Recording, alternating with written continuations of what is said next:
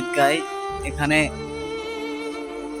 আসলে সবাই চলে গেছে, যেহেতু অনেক লোকই আমাদের এই ঈদগায় নামাজ পড়তো, যারা সবাই এখন প্রবাসে থাকে। আসলে আমি এই ভিডিওটা দেওয়ার মাধ্যম এটাই, সেটা হচ্ছে আমরা যেহেতু এখানে ঈদগায় আমরা নামাজ পড়ি, আসলে আমাদের এখান থেকে অনেক লোকই প্রবাসে চলে গেছে। তাদের খুব মিস করি, যেহেতু ঈদের সময় সবাই এক জায়গায় হয়, আনন্দ করি, সব কিছুই করি।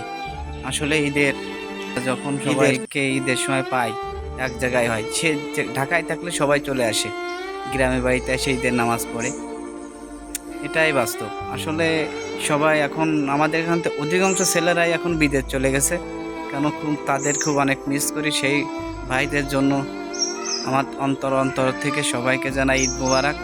আপনারা ইনশাল্লাহ সবাই বাসায় আসবে, একদিন না একদিন আসবে সবাই ঈদের নামাজ, কিন্তু সবাই এক জায়গায় থাকে না।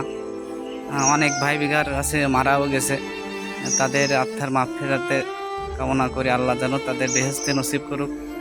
আসলে ঈদের স্মৃতি, এই ঈদগার স্মৃতি অনেক কিছুই আছে। আসলে আপনারা সবাই জানেন, এই ঈদগায় সবাই ঈদের নামাজ পড়তে আসে, সবাই এক জায়গায় হয়ে যায়, হাসি আনন্দ করি।